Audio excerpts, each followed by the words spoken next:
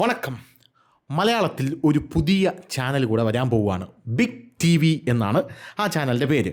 സംഭവം എന്ന് പറഞ്ഞാൽ ഈ ചാനൽ തെലുങ്കിലെ നമ്പർ 1 ചാനലിൻ്റെ മലയാളം പതിപ്പാണ് എന്നൊക്കെ പറയുമെങ്കിലും തെലുങ്കിലെ ഒരു പ്രമുഖനായിട്ടുള്ള എൻ്റെ ഒരു സുഹൃത്ത് എനിക്ക് മെസ്സേജ് അയച്ചു.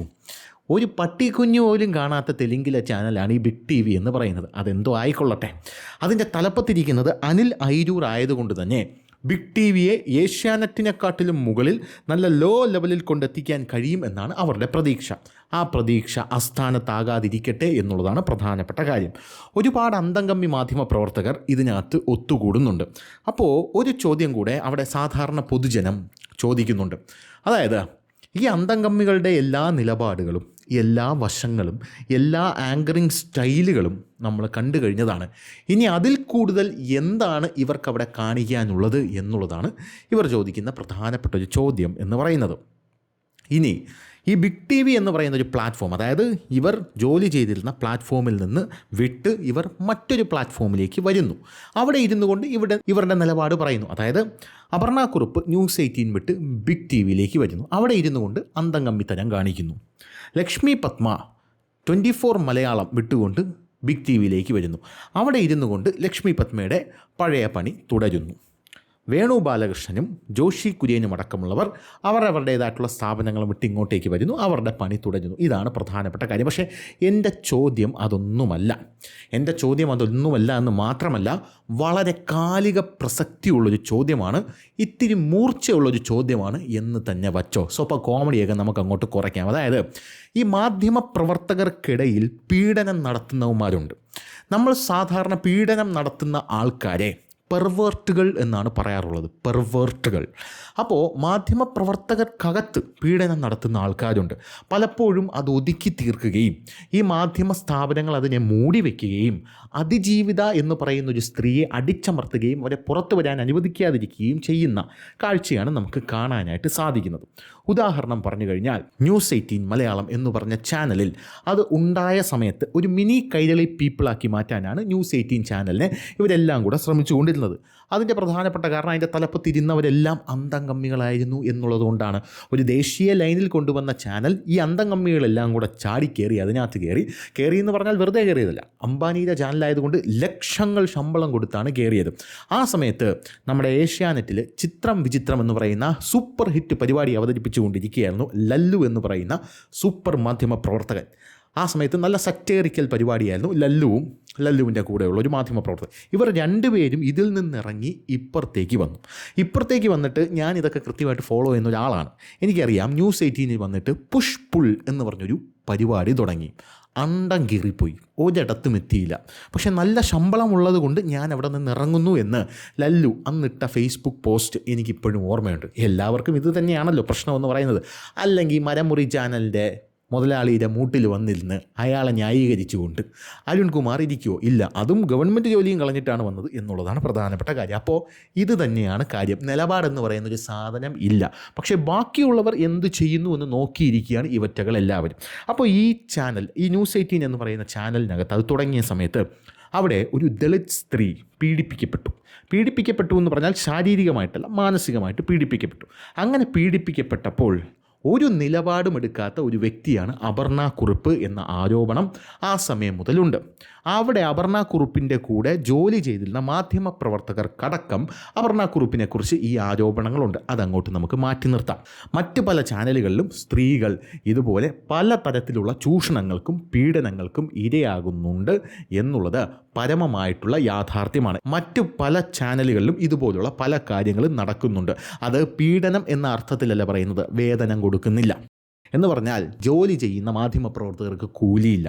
ഒരു വലിയ ഉദാഹരണമായിരുന്നു, ഞാൻ സാറ്റലൈറ്റ് ചാനൽ ജോലി ചെയ്തുകൊണ്ടിരുന്നപ്പോൾ ജയ് ഹിന്ദ് എന്ന് പറയുന്ന ചാനൽ ജോലി ചെയ്യുന്നവർക്ക് കൂലി അവർ കൊടുക്കാറേയില്ല.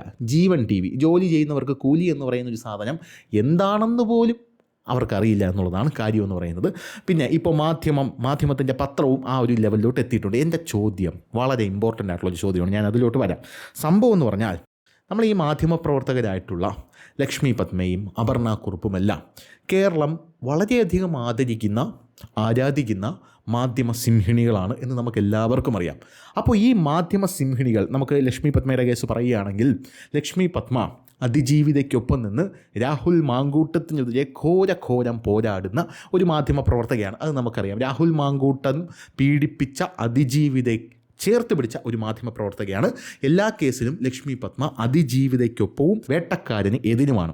ഇനി അപർണ കുറുപ്പിൻ്റെ കാര്യം പറയുകയാണെങ്കിൽ, അപർണ കുറുപ്പ് ദിലീപിൻ്റെ കേസിലെല്ലാം ദിലീപിന് വളരെ പ്രതികൂലമായിട്ടുള്ള നിലപാടുകളാണ് എടുത്തിട്ടുള്ളത്.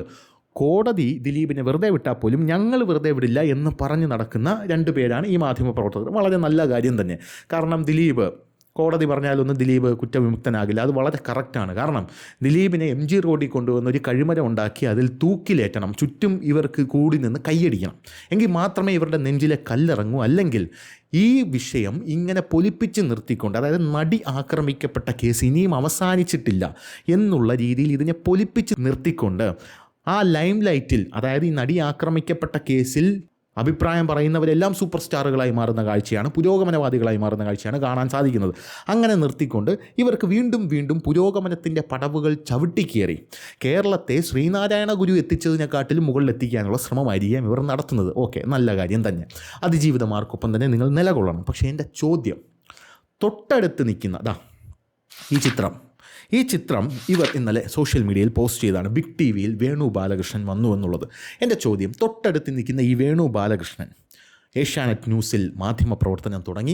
അതിനുശേഷം റിപ്പോർട്ടറിലടക്കം മാധ്യമപ്രവർത്തനം നടത്തി. പിന്നെ മാതൃഭൂമി ന്യൂസ് തുടങ്ങിയപ്പോൾ മാതൃഭൂമിയുടെ തുടക്കം മുതൽ തന്നെ മാതൃഭൂമിയുടെ പ്രൈം ടൈമിൽ സ്റ്റാർ അവതാരകനായി നിലനിന്ന് ദിലീപ് എന്ന് പറയുന്ന വ്യക്തിയുടെ കേസൊക്കെ വന്നപ്പോൾ ദിലീപിനെ ഏറ്റവും കൂടുതൽ വിചാരണ ചെയ്തൊരു വ്യക്തി എന്ന് പറയുന്നത് വേണു ബാലകൃഷ്ണനാണ്. ദിലീപിനെ ഏറ്റവും കൂടുതൽ വിചാരണ ചെയ്തു. ദിലീപിൻ്റെ കേസ് വന്നപ്പോൾ വേണു ബാലകൃഷ്ണൻ എന്നെ വിചാരണ ചെയ്തു എന്ന് പറഞ്ഞ് ദിലീപ് മനോരമയിൽ ഒരു ഇൻ്റർവ്യൂ കൊടുത്തിട്ടുണ്ട്, ഇല്ലേ? മനോരമയിൽ എന്താണ് ദിലീപ് പറഞ്ഞത്? ദിലീപ് പറഞ്ഞത്, എന്നെ ഏറ്റവും കൂടുതൽ എൻ്റെ മനോവിഷമം ഉണ്ടാക്കിയിട്ടുള്ളത് വേണു എന്ന് പറഞ്ഞാൽ ഓടക്കുഴൽ, വേണുനാദം, ആ പണി തന്നെയാണ് അയാൾ ചെയ്തുകൊണ്ടിരിക്കുന്നത് എന്ന് ദിലീപ് പറഞ്ഞു. അപ്പോഴൊന്നും ഇവർക്കൊരു കൂസലില്ല. കാരണം ഇവരൊക്കെ ജഡ്ജിമാരാണ്. ഒരു 8 മണിയാകുമ്പോൾ കോട്ടും എടുത്തിട്ട് ഹൈക്കോടതിയല്ല, സുപ്രീം കോടതിയല്ല, ഈ ലോക കോടതിയുടെ മുമ്പിൽ ഇരിക്കുമ്പോഴാണ് ഇരിക്കുന്നത്. എന്നിട്ട് ഇവരിങ്ങനെ വിധി പറയും. ഓരോ ഇത് കഴിയുമ്പോൾ, അതായത് ഓരോ പ്രൈം ടൈം കഴിയുമ്പോഴും ഒരു വിധി പറഞ്ഞുകൊണ്ടേയിരിക്കും. അങ്ങനെ വിധി പറയുന്ന വേണു ബാലകൃഷ്ണനെ 2021 കാലം ഒന്നിനും കണക്ക് ചോദിക്കാതെ കടന്നു പോകില്ല എന്ന് പറയുന്നത് പോലെ ഇയാൾ മാതൃഭൂമി ന്യൂസിൽ നിന്നും പുറത്താക്കപ്പെടുന്നു. എന്തിനാണ് ഇയാളെ പുറത്താക്കിയത്? സ്വന്തം സഹപ്രവർത്തകയ്ക്ക്, സ്വന്തം സഹോദരിയെപ്പോലെ കാണേണ്ട സഹപ്രവർത്തകയ്ക്ക് അശ്ലീല സന്ദേശം അയച്ചു എന്നതാണ് ഇയാളുടെ മേൽ ആരോപിക്കപ്പെട്ട കുറ്റം. ഇത് ഞാൻ ആരോപിക്കപ്പെട്ട കുറ്റം എന്ന് പറയാനുള്ള പ്രധാനപ്പെട്ട കാരണം, പോലീസ് കേസില്ല. കാരണം പോലീസിൽ ഇത് കേസാക്കിയിട്ടില്ല, കേസ് കൊടുത്തിട്ടില്ല, ഇത് ഒതുക്കി തീർത്തു. ഇതാണ് സംഭവം. ദേശാഭിമാനി അടക്കം വാർത്ത അടിച്ചിട്ടുണ്ട്. ഇനി വാർത്ത മറ്റു മാധ്യമങ്ങളൊന്നും കൊടുത്തിട്ടില്ലെങ്കിൽ പല മാധ്യമങ്ങളും ഇത് കൊടുത്തിട്ടുണ്ട്. അതായത് ഒരു പെർവർട്ടായിരുന്നു വേണു ബാലകൃഷ്ണൻ എന്ന് കേരള മാധ്യമലോകത്തിന് അറിയാമായിരുന്നായിരിക്കാം. പക്ഷേ കേരളത്തിലെ ഇയാളുടെ പ്രേക്ഷകരറിഞ്ഞ ദിവസമായിരിക്കാം ആ ദിവസം എന്ന് പറയുന്നത്. അങ്ങനെ ആ വിഷയം വന്നു. ആ വിഷയം വളരെ ഭയാനകരമായിട്ടുള്ളൊരു വിഷയമാണ്. ഇവന് നല്ല ഇടിയൊക്കെ കിട്ടി എന്നാണ് പിൽക്കാലത്ത് ലോകം അറിഞ്ഞത്. അതിനൊന്നും ഒരു തെളിവുകളുമില്ല. അതുകൊണ്ട് അതൊക്കെ വെറും കഥകളായിട്ട് തന്നെ നിലനിൽക്കുകയാണ്. എന്തായാലും അങ്ങനെ ഒരു സംഭവം വന്നു. വേണു ബാലകൃഷ്ണൻ്റെ കരിയർ തന്നെ അവസാനിക്കുമെന്നുള്ള രീതിയിലെത്തി. മാതൃഭൂമി ഇയാളെ പിടിച്ച് പുറത്താക്കി. ആദ്യം മാതൃഭൂമി ഈ അവിടെയുള്ള അതിജീവിത പരാതി കൊടുത്തെങ്കിലും ആ പരാതി മുക്കി എന്നാണ് അറിയാൻ സാധിച്ചത്. അശ്ലീല സന്ദേശമാണ് അയച്ചിരിക്കുന്നത്. 2021 ഞാൻ മനസ്സിലാക്കുന്നത്. അങ്ങനെ ആ സമയത്ത് ഒരാൾ അശ്ലീല സന്ദേശം അയച്ചാൽ ഇത് പോലീസ് കേസാക്കേണ്ടതാണ്. IPC സെക്ഷൻ 354A ലൈംഗിക പീഡനം, sexual harassment, WhatsApp, SMS, Instagram, Facebook വഴി അശ്ലീല വാക്കുകൾ, sexually coloured remarks, obscene proposals അയക്കൽ. ശിക്ഷ 2021 1 വർഷം തടവ് അല്ലെങ്കിൽ പിഴ, അല്ലെങ്കിൽ രണ്ടും കൂടി. ഇത് സ്ത്രീക്കെതിരായിട്ടുള്ള ലൈംഗിക പീഡനമായി കണക്കാക്കപ്പെടും. IPC സെക്ഷൻ 509 സ്ത്രീയുടെ ലജ്ജയെ അപമാനിക്കൽ, ഇതാണ് കുറ്റം. സ്ത്രീയുടെ മാനമർമ്മത്തെ, മോഡസ്റ്റി തകർക്കുന്ന അശ്ലീല സന്ദേശങ്ങൾ, ലൈംഗിക സൂചനകൾ, അപമാനിക്കുന്ന വാക്കുകൾ. ശിക്ഷ 2013 ഭേദഗതിക്ക് ശേഷം 2021 ബാധകം, 3 വർഷം വരെ തടവ് കൂടാതെ പിഴ. ഇത് വളരെ ഗൗരവമുള്ള കുറ്റമാണ്. ഇനി IT act 2000 section 67A digital അശ്ലീലത. സെക്ഷൻ 67 അശ്ലീല ഉള്ളടക്കം ഓൺലൈനായി അയച്ചാൽ 3 വർഷം തടവ് പ്ലസ് 5 ലക്ഷം വരെ പിഴ. സെക്ഷൻ 67 സെക്ഷലി എക്സ്പ്ലിസിറ്റ് കണ്ടന്റ് അയച്ചാൽ, അത് പോണോഗ്രാഫിക് മെസ്സേജ് കാര്യങ്ങളൊക്കെയാണ്. അങ്ങനെയൊക്കെ അയച്ചു കഴിഞ്ഞാലുള്ള സംഭവമാണ്. ഇനി അതൊക്കെയാണ് സംഭവം. അപ്പോൾ ഇതിനൊക്കെ വലിയ കുറ്റകൃത്യമാണ്. പരമാവധി ശിക്ഷ എന്ന് പറഞ്ഞാൽ IPC 354A 1 വർഷം, IPC 509 3 വർഷം, IT ആക്ട് 67 3 വർഷം പ്ലസ് 5 ലക്ഷം രൂപ പിഴ. ഇതൊക്കെയാണ് ആ സമയത്ത് കിട്ടേണ്ടിയിരുന്നത്. അതിന് അർഹനായിരുന്നു പുള്ളിക്കാരൻ. പക്ഷേ ഈ കേസ് പിന്നീട് പുറം ലോകം കണ്ടില്ല. അതായത് സ്വന്തം സഹപ്രവർത്തകൻ ഒരു യുവതിക്ക് അശ്ലീല മെസ്സേജ് അയക്കുന്നു. അത് ആ യുവതിയുടെ കൺസെൻ്റ് ഇല്ലാതെ യുവതിക്ക് അയച്ചു. യുവതി പരാതിപ്പെടുന്നു, പരാതി മുക്കി. പിന്നീട് വിഷയമാകുമ്പോൾ പരാതി പൊങ്ങി വരുന്നു, ഇയാളെ ചവിട്ടി പുറത്താക്കുന്നു മാതൃഭൂമി. ഇയാൾ രാജിവെച്ച് പുറത്തു പോകുന്നു. ഇത്രയേ ഉള്ളൂ, സംഭവം കഴിഞ്ഞു. വേറെ ഒന്നും ഇതിനകത്തില്ല. സ്വന്തം സഹപ്രവർത്തകനായതുകൊണ്ട് അന്ന് ഒരു മാധ്യമപ്രവർത്തകരുടെ നാവ് പൊങ്ങിയത് ഞാൻ കണ്ടിട്ടില്ല. നാക്ക് വളച്ച് ഒരു മാധ്യമപ്രവർത്തകൻ പോലും ഇയാൾക്കെതിരെ പോലീസ് കേസെടുക്കണമെന്നോ പോലീസ് അന്വേഷിക്കണമെന്നോ ഒരു വാക്ക് പറഞ്ഞിട്ടില്ല. ഇന്ന് രാഹുൽ മാങ്കൂട്ടത്തിൻ്റെ കേസിലും അന്ന് ദിലീപിൻ്റെ കേസിലും ഇവിടെയുള്ള മാധ്യമസിംഹങ്ങൾ ഉറഞ്ഞു തുള്ളുന്നതാണ്. ഞാനും രാഹുൽ മാങ്കൂട്ടത്തിനെതിരെ തന്നെയാണ്, അത് ഞാൻ തെറ്റൊന്നും പറയുന്നില്ല. പക്ഷേ ഇരട്ടത്താപ്പ് പാടില്ല, അത് ഞാൻ അനുവദിക്കില്ല. ഇനിയിപ്പോൾ എന്തൊക്കെ പറഞ്ഞെന്ന് പറഞ്ഞാലും ശരി, ഇനി ഇരട്ടത്താപ്പ് അനുവദിക്കില്ല. ഇന്ന് ദിലീപിൻ്റെ സിനിമ പോലും കേരളത്തിൽ ഒരു ബസ്സിൽ ഇട്ട് കഴിഞ്ഞാൽ ഇവിടെയുള്ള അന്തംഗമ്മികൾ തുള്ളിച്ചാടും. അങ്ങനത്തെ ഒരു സെറ്റപ്പിലോട്ടാണ് കാര്യങ്ങൾ എത്തി നിൽക്കുന്നത്. ദേഷ്യം കൊണ്ടാണ് തുള്ളിച്ചാടുന്നത്. അപ്പോൾ ആ ഒരു സാഹചര്യത്തിൽ ദിലീപിനെയൊക്കെ അത്യധികം എതിർക്കുന്ന ഈ 2 മാധ്യമ തരുണീമണികൾ, ഈ മാധ്യമ പ്രവർത്തകർ, കേരളം അങ്ങേയറ്റം ആദരിക്കുന്ന മാധ്യമ പ്രവർത്തകർ എങ്ങനെ ഇതുപോലൊരു ആളുടെ കൂടെ ജോലി ചെയ്യും എന്നുള്ളതാണ് എൻ്റെ വിനയപുരസരമുള്ള ഒരു സംശയമായി കണക്കാക്കിയാൽ മതി. ഇതിപ്പോൾ സംശയം പ്രകടിപ്പിക്കാനല്ലേ നമ്മളെ കൊണ്ട് പറ്റൂ. കാരണം നമ്മുടെ ഈ വീഡിയോ പുറത്ത് വന്നതിന് ശേഷം, വീഡിയോ വിട്ട ശേഷം ഇപ്പം വേണു ബാലകൃഷ്ണൻ രാജിവെച്ചു അങ്ങനെയൊന്നും ഇല്ലല്ലോ. കാരണം അവർക്ക് എന്തുമാകാം, അതാണ് അവരുടെ ഒരു ലൈൻ എന്ന് പറയുന്നത്. അതായത് മാധ്യമ രംഗത്തുള്ളവർക്ക് എന്തുമാകാം. അതേസമയം വേറൊരു രാഷ്ട്രീയക്കാരനോ അല്ലെങ്കിൽ ഇവർക്ക് ഇഷ്ടമില്ലാത്ത ഒരു രാഷ്ട്രീയ ചേരിയിൽ നിൽക്കുന്ന ആളോ ഒരു യുവതിക്ക് ഒരു ഹായ് അയച്ചു കഴിഞ്ഞാൽ ഉടനെ അവൻ പെർവേർട്ടായി. പക്ഷേ ഇവിടെ അശ്ലീല മെസ്സേജ് അയച്ച് വീട്ടിൽ കയറി ഇടിയും കൊടുത്തു. എന്നിട്ട് പോലും ഒരു പ്രശ്നവുമില്ല. ഈ അതിജീവിതന്മാർക്കൊപ്പം നിൽക്കുന്ന ആൾക്കാർ പിന്നീട് വേട്ടക്കാരൻ്റെ കൂടെ ജോലി ചെയ്യാനായിട്ട് ബിഗ് ടി വിയിലടക്കം പോയിരിക്കുന്ന കാഴ്ചയാണ് കാണാനായിട്ട് സാധിക്കുന്നത്. ഇത് കേരളം ചർച്ച ചെയ്യേണ്ട ഒരു വിഷയം തന്നെയാണെന്ന് എനിക്കങ്ങനെ തോന്നി. അതുകൊണ്ടാണ് ഈ കാര്യം നിങ്ങളോട് ഞാൻ പറയുന്നത്. വളരെ ഇമ്പോർട്ടൻ്റ് ആയിട്ടും വളരെ പ്രാധാന്യത്തോടു കൂടിയും ചർച്ച ചെയ്യേണ്ട ഒരു വിഷയമാണ്. അപ്പോൾ നിങ്ങൾക്ക് മനസ്സിലാകും ഈ മാധ്യമപ്രവർത്തകരുടെ യഥാർത്ഥ മുഖം എന്താണെന്ന്. കപട മുഖമാണ്. അതായത് സ്വന്തം താല്പര്യത്തിന് വേണ്ടി, തമിഴിൽ സ്വയം നിലത്തുക്കാഹ് എന്ന് പറയും, സ്വന്തം താല്പര്യത്തിന് വേണ്ടി പൈസ കിട്ടിയാൽ അങ്ങോട്ടോ ഇങ്ങോട്ടോ ചാടും മാധ്യമപ്രവർത്തകർ. ഇനി കൂടെ നിൽക്കുന്ന അകന്ന ബന്ധുവാണെങ്കിലോ അല്ലെങ്കിൽ അടുപ്പക്കാരനാണെങ്കിലോ സ്വന്തം രാഷ്ട്രീയ ചേരിയെ സപ്പോർട്ട് ചെയ്യുന്ന മാധ്യമപ്രവർത്തകനാണെങ്കിലോ അവർക്ക് പീഡിപ്പിക്കാം, എന്തും ചെയ്യാം. ഇവർ മിണ്ടത്തില്ല, അവിടെ അതിജീവിതയില്ല. അതേസമയം ദിലീപോ രാഹുൽ മാങ്കൂട്ടോ പീഡിപ്പിച്ചു കഴിഞ്ഞാൽ അതിജീവിതകളുടെ അതിപ്രസരമാണ് ഇവരുടെ ലൈഫിൽ, അതായത് ഇവർ പൊക്കിക്കൊണ്ടുവരുന്നത് എന്നുള്ളതാണ് വേറൊരു പ്രധാനപ്പെട്ട കാര്യം. അങ്ങനെയാണെങ്കിൽ എല്ലാത്തിനും ഒരു നിലപാട് തന്നെ എടുക്കണം.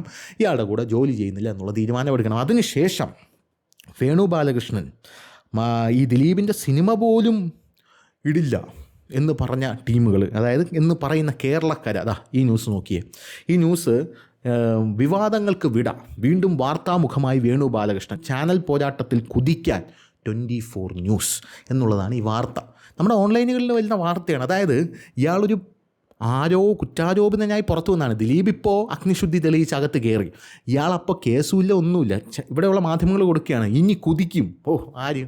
ദിലീപ് വരുന്ന ഒരു സിനിമയിൽ മോഹൻലാൽ ഇവിടെ കെമിയോ റോളിൽ വന്നപ്പോൾ ഇവർക്കൊക്കെ വലിയ വിഷയമായിരുന്നു അത്. ഇങ്ങനെയാണ് വാർത്ത വരുന്നത്. ഇനി ഇത് മാത്രമല്ല, മറ്റ് പല വാർത്തകളുണ്ട്. ഇയാൾ ചാനലിലേക്ക് തിരിച്ചെത്തുമെന്ന് പറഞ്ഞു. അതിനുശേഷം 24 വാർത്താ ചാനലാണ് ഇയാൾ എടുത്തത്. അവിടെ ഒന്നും ഇതുപോലെ വലിയ ഗുണമൊന്നുമില്ല. അതായത് പിന്നീട് അങ്ങോട്ട് പ്രൈം ടൈമിലെ പോലെ തിളങ്ങാൻ പറ്റുന്നില്ല. അങ്ങനെ പുറത്തോട്ട് പോയി. പിന്നീട് അറിയാമല്ലോ, പിന്നെ മറ്റേ സുഡാപ്പി ചാനലിൽ ചെന്ന് കയറി. സുഡാപ്പി ചാനലും വലുതായിട്ട് തിളങ്ങാനൊന്നും പറ്റിയില്ല. അവിടെ ഒന്നും പുറത്തിറങ്ങി. പിന്നെ അവിടെ എവിടെയൊക്കെ അലഞ്ഞു തിരിഞ്ഞ് പിന്നെ ചില ഓൺലൈനിലൊക്കെ ചെന്ന്, ഒരു പ്രൊഡ്യൂസറുടെ ഓൺലൈനായിരുന്നു, ആ പ്രൊഡ്യൂസറെയൊക്കെ മുടിപ്പിച്ച ശേഷം അവിടെ നിന്ന് പിന്നെ തിരിച്ച് വീണ്ടും ഇവിടെ സുഡാപ്പി ചാനലിൽ തന്നെ വന്ന് കയറി. പിന്നെ അവിടെ നിന്നിപ്പോൾ പുതിയ ചാനലിലോട്ട് പോയിരിക്കുകയാണ്. അപ്പോൾ എൻ്റെ ചോദ്യം ഇതാണ്, ഇതുപോലുള്ള ആൾക്കാരെ എങ്ങനെയാണ് നിങ്ങൾക്ക് ഇവരുടെ കൂടെയൊക്കെ വർക്ക് ചെയ്യാൻ സാധിക്കുന്നത്?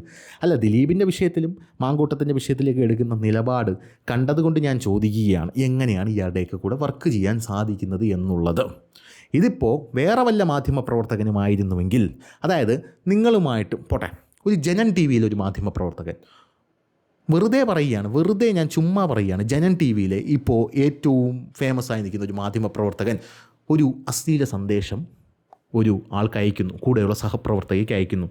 പ്രസ് ക്ലബ്ബിൽ പോലും അവന്മാർ കയറ്റത്തില്ല, അടുത്ത് വന്ന് ഇരിക്കത്തില്ല. ഇരുന്ന് കഴിഞ്ഞാൽ പിന്നെ മെഴുകുതിരി കത്തിക്കലായി, പന്തം കൊളുത്തി പ്രകടനമായി, ഇറങ്ങി ഓട്ടമായി, അങ്ങനെയുള്ള കാര്യങ്ങളിലേക്ക് കടക്കും.